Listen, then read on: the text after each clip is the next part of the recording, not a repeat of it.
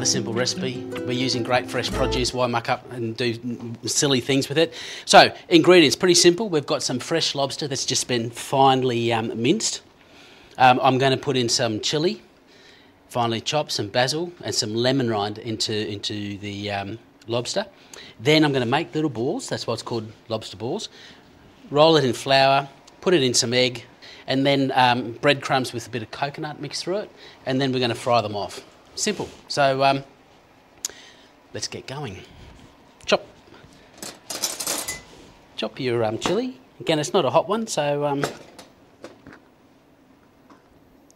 just carefully here. I want this fine. I'll just turn this down a little bit because we don't want that oil burning.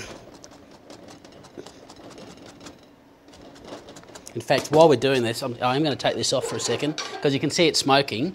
And because the lobster is so delicate, we don't want to burn it. So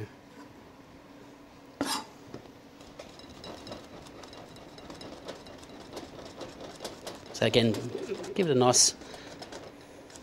And can I just say, if you're watching this thinking, I can't chop like that, I'm not going to cook. Well, it's taken me years to kind of get that technique going. It doesn't matter. I mean, my wife is the slowest chopper, but she's a great cook, so, you know.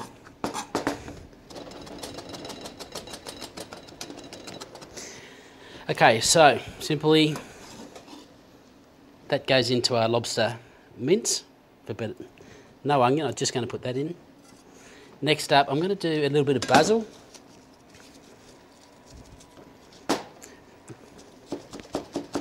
I'm using basil because it was fresh in the garden. You could do mint, you could do coriander, you could do tarragon, you could do thyme, you could do marjoram, you know. But if you've got some fresh herbs in the garden, just use those.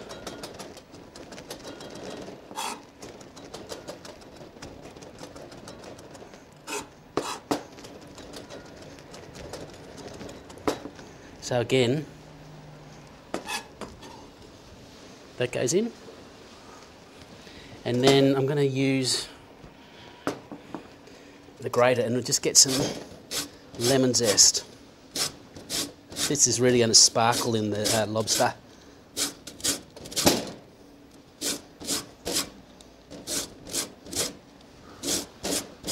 Get all that zest, beautiful.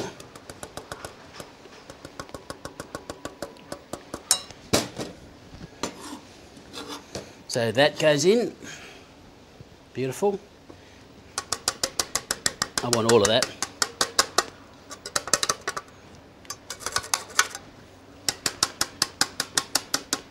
Excellent.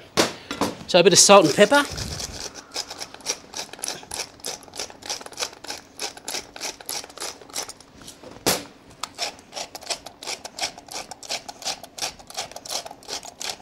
I love pepper.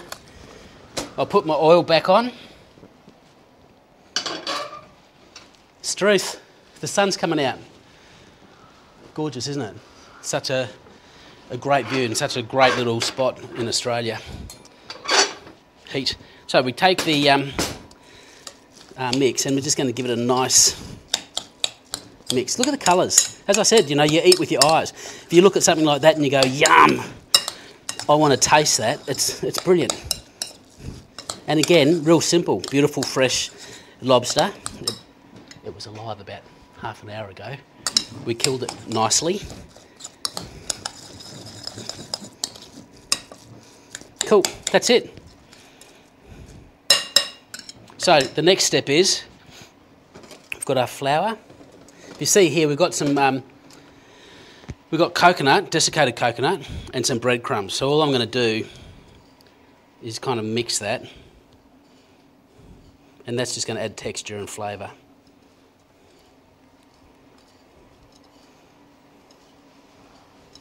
And crunch. That's going to crunch up beautifully. Right, so you take a spoonful of your mix. You've got to get your hands into this. Form a nice little ball. See that? Gorgeous, chunky. You've got all your bits of herbs, your chilli, your lemon rind. We're just going to gently put that in the flour. It's quite soft. It's going to hold together, but it is quite soft. Oh, I haven't beaten my eggs.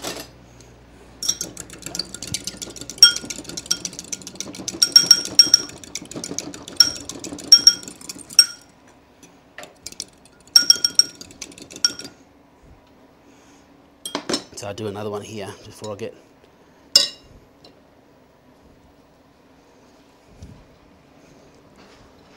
Obviously you want to try and get them all evenly, so or the same thickness, so that they'll cook. That might be a better way to do it here. Get the excess off. Drop it in your egg.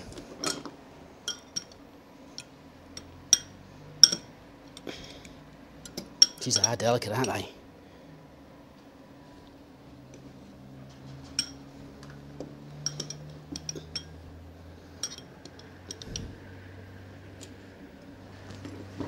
Cover them.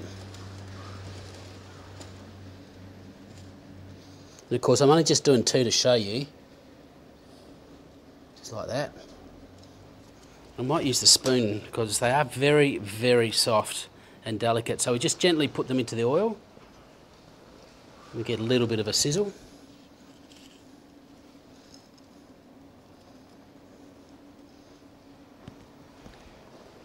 Oil could have been a bit hotter, I cooled it down a bit too much.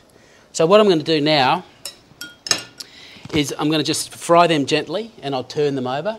And again, just fry them until they've coloured up, and by the time they're a lovely golden brown, the lobster should be cooked and all those flavours will be coming through. So I'm going to make some more of these. I'm going to fry them off, and whilst I do that, why don't you watch me make a salsa, because I'm going to serve this with a salsa. A beautiful salsa, a bit of Spanish onions, some coriander, some lime, some avocado, some pear, some jalapeno chilies, salt, pepper, olive oil, lime juice. Beautiful. Check this out.